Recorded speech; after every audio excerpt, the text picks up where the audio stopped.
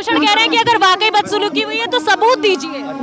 सबूत क्या? आप मुझे ये बताइए, एक लड़की इतना हिम्मत करके बाहर आकर बोलती है और फिर भी आप कहें सबूत तो दे रही है ना, वो लोग विटनेसेस बनकर गए हैं। आज हमारी बिटिया भागी है सुप्रीम कोर्ट, तब सुप्रीम कोर्ट ने फटकार लगाकर दिल्ली पुलिस से कहा कि उनकी एफआईआर दर्ज करो। एफआईआर दर्ज करने में इतना समय लगेगा तो उनको जिस तरीके से, जिस प्रकार की सजा मिलनी चाहिए, आप सोच सकते हैं उनको सजा कितने दिनों में मिलेगी। हम सब अपनी बेटियों के साथ हैं, हम सब चाहते हैं कि देश हमारा मजबूत हो और देश की हमारी बेटियां मजबूत हों।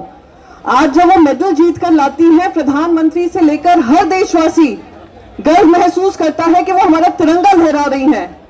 और आज जब वो आपसे इंसाफ की दुहाई मांग रही हैं, आप उनको जाति पे बंटवारा कर दो, उनके राज्य पे बंटवारा कर दो, उनका क्षेत्र याद दिलाने लग जाओ। जब वो तिरंगा लहरा रही थी, वो कह रही थी वो इस क्षेत्र से आती हैं, वो कहती हैं हम भारतवासी हैं, हम भारत की बेटियां हैं। और आज वही भारत की बेटियां आपसे कह रही हैं हमें इंसाफ दो। प्रधानमंत्री जी ने कहा था कि ये मेरे घर जैसी है, हमारे घर के परिवार की बेटी अगर रो रही है आपके सामने, तो क्या आपकी जिम्मेदारी नहीं बनती है कि अपनी चुप्पी तोड़ो? क्या आपकी जिम्मेदारी नहीं बनती है अपनी बिटियाओं से पूछो कि क्या ऐसी तकलीफ है जिस वजह से आज तो आप लोग जंतर मंतर पे बैठे हैं? पर नहीं, आप दिल्ली पुलिस के माध्यम से उनके खिलाफ काम करते हैं, रातों रात उनको भगाने का काम करते हैं, अपनी पूरी मेहनत लगाते हैं कि किस तरीके से इनको चुप करा दो। राजनीति में आप ईडी, सीबीआई, आईटी सबको ले आते हैं, यहां पर आप पुलिस का हवाला देकर उनको चुप कराने का काम कर रहे हो। पर हम कोई भी देशवासी चुप रहने वाला नहीं है। हर देशवासी आज यही मांग कर रहा है कि इनको इंसाफ मिलना चाहिए। क्या आप सब नहीं मानते हैं इनको इंसाफ मिलना चाहिए? क्या इंसाफ चाहिए? इंसाफ की लड़ाई लड़ेंगे, राजनीति से ऊपर उठकर लड़ेंगे, अपनी देश की बेटियों के लिए लड़ेंगे और देश की बेटियों का हाथ मजबूत करेंगे। यही दो शब्द मैं कहने आई थी और इसी बात से मैं अपनी बात खत्म करूंगी। जय बजरंगबली, जय हिंद। आज देश के प्रधानमंत्री एक तरफ कहते हैं बेटी बचाओ बेटी पढ़ाओ और दूसरी तरफ बेटियों के खिलाफ इस तरीके का वार हो रहा है, उनको उत्पीड़न हो रहा है। आप चुप बैठे हुए हैं। देश की हर महिला का मीडिया की भूमिका कैसे देख रही है? उसका जवाब आप लोग खुद देंगे कि क्या भूमिका रही है। हमारी देश की बेटियां हैं, सम्मानित बेटियां हैं, जिन्होंने आन बान शान हमारे देश की बनाई, उनको आपने मजबूर कर दिया। तो वो आप क्या करेंगी? आप कब तक इंतजार करेंगी? कोई बयान नहीं आया। बेशर्मी है, ये तो दुख की बात है। बाल विकास मंत्री ना एनसीडब्ल्यू ना महिला बाल विकास मंत्री जो हैं किसी तरीके का उस पर बातचीत कर रही हैं या महिलाओं को समर्थन दे रही हैं। ये वही चुप्पी है जिस चुप्पी की वजह से आज देश की महिलाएं इस तरीके से उनको सफर कर रही हैं। शर्म आनी चाहिए कि आपने राजनीति को ज्यादा ऊपर रखा, महिलाओं की जो जिम्मेदारी आपको सुपुर्द की है उस पर आप चुप रही। मगर भी राजनीतिकरण करने का भी आरोप लग रहा है खिलाड़ियों पर। क्या राजनीतिकरण हुई? मुझे आप ये बताइए, क्या राजनीति हुई? कहाँ से मैं आरोप बदलने? मैं आपको एक चीज बताऊं, आपके साथ भी अगर बदसलूकी होगी मैं आपके साथ भी खड़ी रहूंगी। ये राजनीति की बात नहीं है, देश की बेटियों की सम्मान की बात है। ये लड़ाई मैं लड़ती रही हूँ, आने वाले समय में भी पॉक्सो लगने के बाद भी गिरफ्तारी नहीं हुई। अगर आरोप साबित होते हैं तो मैं फांसी पर लटक जाऊंगा। ये आरोप साबित नहीं कर पाएंगे। तो आप देखिए, अगर कोई आत्मसम्मान होता, कोई मोरालिटी होती तो वो स्टेप डाउन कर देते। इतने जो बातें कर रहे हैं, धमकियां दे रहे हैं रोज वीडियो बना कर, उससे साबित होता है कि चोर की दाढ़ी में तिनका है। पॉक्सो के बावजूद भी गिरफ्तारी नहीं हो रही है, जबकि 24 घंटे में गिरफ्तारी हो जानी चाहिए। देखिए, 24 घंटे के अंदर दिल्ली पुलिस को भी एफआईआर दर्ज कर देनी चाहिए थी, पर नहीं की।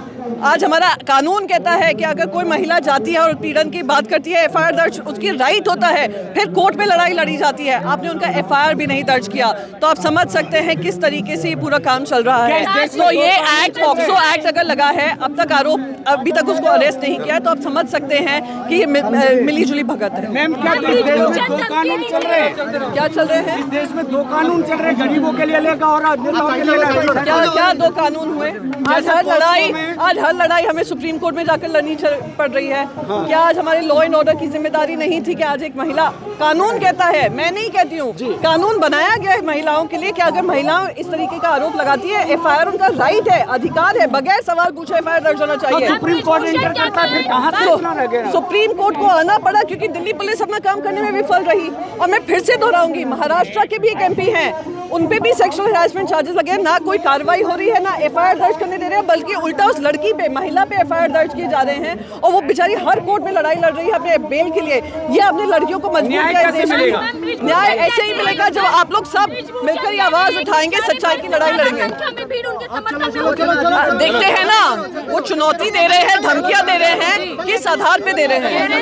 छोटों का काम होता है उत्पात मचाना। क्या काम होता है? भूषण शरण कह रहे हैं कि छोटों का काम होता है उत्पात मचाना, ये पहलवान सिर्फ उत्पात मचा रहे हैं। देखिए, आप समझ सकते हैं, जब देश को गौरवान्वित कर रहे थे तो देश का सम्मान बढ़ा रहे थे। जाटों का आंदोलन। हाँ, अब वो जाटों का आंदोलन हो गया। पहले वो तिरंगे की शान थी और अब वो जाट हो गए। तो आपने उनको धर्म के आधार पे, क्षेत्र के आधार पे बांट दिया। वो अब शर्मनाक सोच दर्शाता है, महिला विरोधी सोच दिखाता है। पहलवानों ने सभी पार्टियों को कहा कि आइए हमारा समर्थन कीजिए, तमाम पार्टी के नेता आ रहे हैं, मगर बीजेपी से अभी तक कोई भी नहीं आया। तो आप समझ सकती हैं ना कि जो उनको पूरे इसको समर्थन दे रहे हैं, ऐसे एमपीज को, और ये पहले एमपी नहीं है, कोई पहले एमएलए नहीं है, बहुत सारे ऐसे आ चुके हैं। आपको महाराष्ट्र का उदाहरण मैं दे रही हूँ। तो ये लोग उनका संरक्षण करते हैं, उनका बचाव करते हैं, इसलिए वो लोग आ नहीं रहे। किस मुँह से आएंगे? प्रियंका जी बेटी बचाओ बेटी पढ़ाओ का नारा देते हैं, वो लोग सभी का साथ, सभी का विकास का नारा देते हैं। वो सारे जुमले नारे निकले हैं, जुमले नारे साबित हुए हैं और देशवासी उसको देख रहे हैं। जीत कर आते हैं तो चाय पर बुलाते हैं प्रधानमंत्री।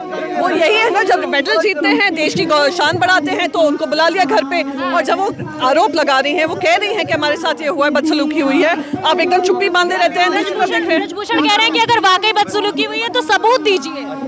सबूत क्या? आप मुझे ये बताइए, एक लड़की इतना हिम्मत करके बाहर आकर बोलती है और फिर भी आप कहें सबूत वो दे रही है ना, वो लोग विटनेसेस बनकर गई हैं। क्या इंडियन एक्सप्रेस की रिपोर्ट? पहलवानों ने कहा है कि बैक टच हुआ है, ब्रेस्ट को हाथ लगाया, कमर को हाथ लगाया, तो इसके बाद क्या सबूत? और मुझे आप ये बोले क्या प्रूफ? इसका क्या प्रूफ होता है except for the women's version? यही तो शर्मनाक है इस देश का कि ये लोग प्रूफ इस तरीके से मांगते हैं। जो हरकतें की हैं उसका प्रूफ देंगे। मैम, राजनीति बता रहे दीपेंद्र हुड्डा और भूपेंद्र हुड्डा की राजनीति में। हाँ, उनको सबकी राजनीति दिखेगी। जब देश का मेडल जीत रही थी तब भूपेंद्र हुड्डा जी को याद नहीं किया, अब उनको याद कर रहे हैं क्योंकि ये लोग को जो सच्चाई है देश के सामने आई है, सच उजागर हुआ है।